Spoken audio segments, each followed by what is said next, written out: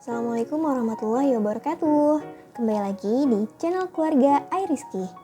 Di video kali ini, aku mau bahas tentang perjalanan promilku dan suami selama kurang lebih 6 tahun. Oh iya, disclaimer dulu ya. Aku dan suami bukan profesional kehamilan ataupun promil. Jadi aku cuma mau sharing-sharing aja kisah perjuangan garis dua kami. Nah, karena pada saat kami berjuang juga, aku suka banget tuh searching tentang YouTube para pejuang garis dua, terutama yang kasusnya sama kayak aku dan suami, karena itu memotivasi aku dan nambah referensi untuk tetap semangat dan terus berjuang berikhtiar. Dari aku dan suami menikah di bulan Agustus tahun 2019. Jadi awalnya aku pikir setiap orang yang menikah itu tentunya pasti akan langsung memiliki keturunan. Tapi ternyata setiap orang memiliki takdir yang berbeda, takdirnya masing-masing gitu. Jadi setelah 6 bulan pernikahan, keluarga kami sudah menanyakan, kok udah 6 bulan belum juga ada tanda-tanda positif, coba deh diperiksa ke dokter.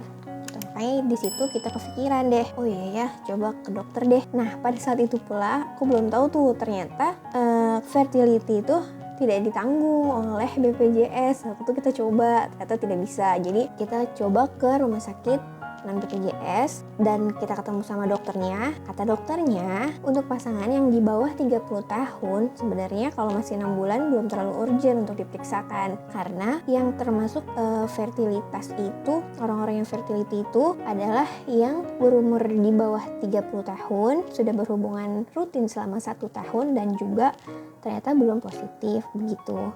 Tapi tetap aku dan suami tetap diperiksa melalui USG di perut aja. Nah di situ ditemukan bahwa ternyata di ovarium sebelah kanan aku ada kista sebesar 3 cm. Maaf ya ngos-ngosan. Lalu setelah ditemukan itu, suami juga dicek tes spermanya dan ternyata hasilnya oligo, yaitu jumlah spermanya kurang dari batas normal gitu. Jadi dari situ kita ubah pola makan kita, mengurangi junk food. Seiring berjalannya waktu, udah 1 tahun, ternyata belum juga hasilnya positif. Jadi kita putuskan untuk kembali cek lagi ke dokter. Nah kali ini kita beda rumah sakit nih. Kita pilih ke Mitra Keluarga Gading Serpong, ke Dokter Yanti. Setelah 2 kali pemeriksaan, ada indikasi kalau di dalam rahim aku ini ada polipnya. Jadi polip itu mengganggu pembuahan untuk melekat di dalam rahim karena dia itu bersifat panas gitu. Jadi memang harus segera dibersihkan rahimnya, karena membersihkan polip itu ada berbagai macam caranya. Ada melalui kuretase ataupun hysteroscopy begitu. Jadi aku bicarakan dulu nih sama suami dan keluarga. Ternyata keluarga aku melarang aku untuk kuretase begitu. Jadi aku coba cari-cari di mana nih dokter yang menyediakan jasa hysteroscopy tapi juga dengan harga yang affordable gitu. Akhirnya aku temukan ada di Jakarta Utara dengan Dr. Ferdi di Apotik Dharma Husada Jakarta Utara. Nah di situ lumayan tuh kurang lebih sekitar 3 jutaan ya. Jadi nggak langsung di hysteroscopy juga, aku juga 1 kali datang dulu untuk diperiksa apakah benar itu adalah polip, dan ternyata itu benar polip. Lalu dilakukanlah tindakan hysteroscopy. Nah hysteroscopy ini juga ada yang dibius dan juga yang tidak dibius. Nah untuk aku milih yang tidak dibius. Jadi tindakan ini pertama dimasukkan ke dubur aku obat pereda nyerinya. Jadi hysteroscopy ini tindakannya selama kurang lebih setengah jam. Tapi Masya Allah banget, karena aku gak ada expect rasanya akan seperti apa. Ternyata itu rasanya benar-benar seperti mules banget, menahan BAB yang diare itu setengah jam. Dimasukkan alat, lalu di dalamnya itu ada guntingnya, jadi guntingnya motong-motong membersihin rahimnya gitu. Nah keluar deh darah-darahnya, jadi setiap kepotong itu rasa mulusnya terasa mulus banget deh. Setelah tindakan itu keluarlah darah segar gitu. Nah tapi ternyata setelah tindakan hysteroscopy ini malah aku keluar darah mulu selama 1 bulan, gak berhenti-berhenti. Tapi bukan darah yang deres gitu ya, paling cuma 4-5 tetes gitu, tapi gak berhenti selama 1 bulan. Jadi aku balik lagi ke dokter untuk diperiksa, terus aku dikasih obat. Alhamdulillah sudah normal kembali. Setelah tindakan hysteroscopy di Desember 2020 itu belum ada tanda-tanda nih positif. Lalu wabah COVID itu sedang sangat tinggi-tingginya. Jadi sangat sulit untuk melakukan promil. Nah, tapi di Juni 2021 kami bisa tuh coba untuk melakukan promil lagi. Kali ini kita ke Rumah Sakit Hermina Tangerang dengan Dokter Santi Olivia. Nah, di situ diperiksa kembali melalui USG transvaginal dan ternyata alhamdulillah polip aku sudah tidak ada dan kistaku masih ada, tapi itu minor sekali ukurannya, jadi tidak perlu tindakan apapun. Jadi dokter Santi Olivia itu menyarankan aku untuk melakukan tes HSG untuk cek kedua tubaku. Lalu suami aku juga diminta untuk tes sperma kembali karena sebelumnya sudah hampir 2 tahun ya dilakukan tes spermanya. Karena HSG ini kan harus terjadwal ya, jadi tidak di hari itu juga. Sepekan kemudian kami tes HSG dan hasilnya keluar di sekitar 5 jam kemudian. Untuk HSG sendiri ini aku juga belum tahu nih gimana ya rasanya HSG. Nah, ternyata alhamdulillahnya karena sudah merasakan histeroskopi, HSG itu tidak semenyeramkan itu. Jadi HSG itu kan ada di ruangan khusus ya. Habis itu kita tiduran di yang kaca kayak gitu, terus dengan memakai pakaian dari rumah sakit. Cuma yang merasa tidak nyamannya itu di bagian alatnya itu lebih besar aja yang dimasukkan gitu, kayak besi besar kayak gitu. Itu yang bagian gak nyamannya. Sisanya sih alhamdulillah masih bisa ditolerir. Kemudian setelah 5 jam keluarlah hasilnya, dan ternyata hasilnya kedua tuba aku dinyatakan non paten, yaitu tubaku dua-duanya tersumbat. Setelah dapat hasil itu, aku coba untuk mengirimkan ke beberapa dokter yang pernah aku konsultasikan, dan ternyata semua dokter menyatakan bahwa untuk hasil seperti ini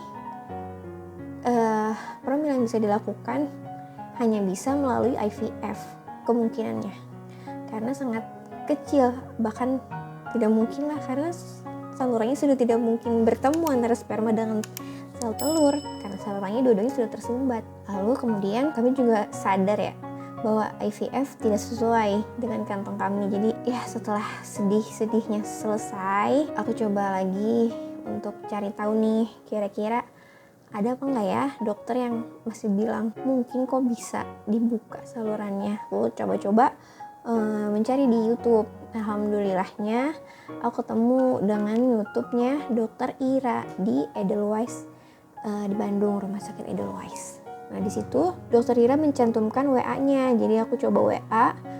Lalu Dokter Ira alhamdulillah fast respon, langsung memintaku untuk mengirimkan hasil HSG-nya. Nah, setelah dilihat hasil HSG-nya, dianalisis, alhamdulillahnya menurut Dokter Ira sumbatan yang ada pada tuba falopia aku adanya di pangkal. Jadi insya Allah masih bisa untuk dilakukan RTF atau rekanalisasi tuba falopi. Karena jaraknya lumayan ya antara Bandung dengan rumahku, jadi aku juga meminta gimana prosesnya, berapa lama, prosedurnya seperti apa. Karena kan aku juga harus merencanakan harus cuti, aku dan suami harus cuti begitu. Nah, dijelaskan lah prosedurnya seperti apa. Jadi kalau RTF itu prosedurnya itu dilakukan selama 2 hari dan juga dilakukan pada hari ke-8 sampai ke-13 dari haid pertama kita. 2 hari ini, yang 1 hari kita kan dilakukan cis transvaginal, kemudian 2 hari keduanya baru kita lakukan RTF gitu. Dan kodarullahnya juga ternyata pada saat penjadwalan itu juga kesulitannya karena COVID naik lagi. Jadi mencari tanggal untuk melakukan RTF-nya juga membutuhkan waktu. Akhirnya sudah ditentukan waktunya. Dari hari pertama kita melakukan cis transvaginal. Itu prosesnya sama lah seperti HSG. Aku masuk ke ruangan X-ray seperti itu, lalu dimasukkan alat yang besar, disemprot-semprotkan cairan-cairan seperti HSG juga. Tapi prosesnya sangat panjang, kurang lebih sekitar 1 jam ya. Jadi disemprotkan, terus difoto lagi, semprot, difoto, sampai alhamdulillahnya tuba kanan aku berhasil terbuka, lalu diusahakan lagi, dan alhamdulillahnya kedua tubaku menjadi terbuka. Masya Allah sekali, benar-benar aku gak nyangka ternyata di 1 hari itu kedua tubaku alhamdulillah sudah terbuka kedua-duanya. Dan berarti aku masih punya harapan untuk bisa promil secara alami. Nah, tapi ternyata pada saat tes di Hermina Tangerang itu kan yang dites aku dan suami. Kita berdua tuh fokusnya ke aku doang karena memang separah itu kan tuba valvingnya dua-duanya tersumbat. Dan ternyata hasil tes sperma suamiku juga tidak bagus. Suami aku OAT atau oligo asteroteratob. Jadi bukan cuma jumlahnya doang, tapi juga bentuknya dan juga kualitasnya di bawah normal. Untuk video kali ini cukup sampai di situ dulu.